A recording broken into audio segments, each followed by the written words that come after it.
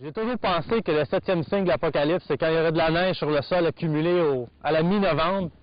C'est maintenant le cas, donc c'est la fin du monde tel qu'on le connaît. Heureusement pour moi, j'ai une Subaru Outback 2.5i 2006. Une excellente voiture pour l'hiver et ça va m'aider pour contrer le caca blanc. Pour ce qui est de la suspension de la Outback, parce que j'ai essayé une Legacy berline il y a environ 2-3 semaines, j'ai été très impressionné par sa suspension, une suspension un peu sportive, et j'étais anxieux de prendre la roue du Outback pour savoir c'est quoi exactement la différence entre une Legacy familiale et une Outback, parce que visuellement, c'est à peu près la même voiture, à quelques différences près, au niveau esthétique, puis une coupe d'affaires à l'intérieur et à l'extérieur.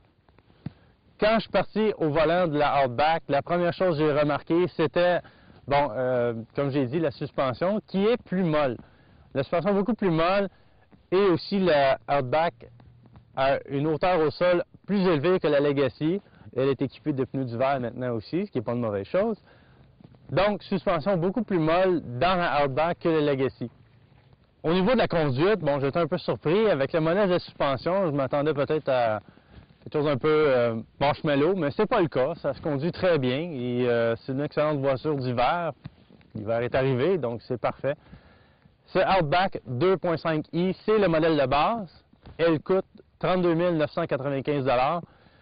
On peut choisir une Outback plus équipée avec des sièges en cuir, un toit ouvrant. On peut choisir un moteur 6 cylindres, on peut choisir un moteur 4 cylindres turbo.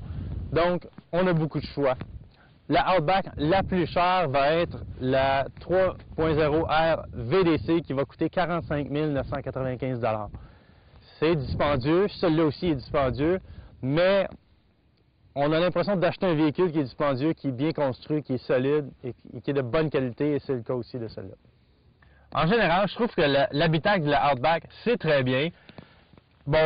C'est un peu petit, c'est sûr qu'il y a des gens qui vont magasiner pour une voiture intermédiaire, vont peut-être trouver ça un petit peu à l'étroit, mais moi, ça me convient parfaitement, à part quelques petits détails peut-être agaçants, comme le levier du frein de stationnement qui va frotter sur ma jambe pendant que je conduis.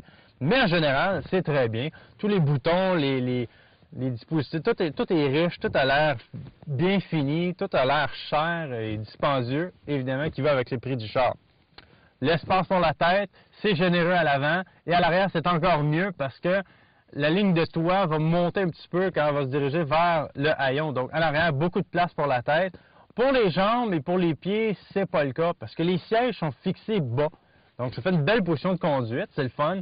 Mais pour ceux qui sont en arrière, ils vont avoir la misère à mettre le pied en dessous des sièges, puis ça va être un petit peu à l'étroit.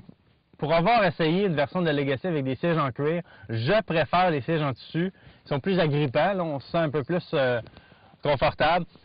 Mais en général, c'est une belle voiture d'hiver. On a les sièges chauffants, on a les chauffes essuie-glace, évidemment le dégivreur arrière, comme sur toutes les voitures. C'est très bien. Bon, lequel est le meilleur choix pour vous? Est-ce que ce serait la Outback familiale ou la Legacy familiale?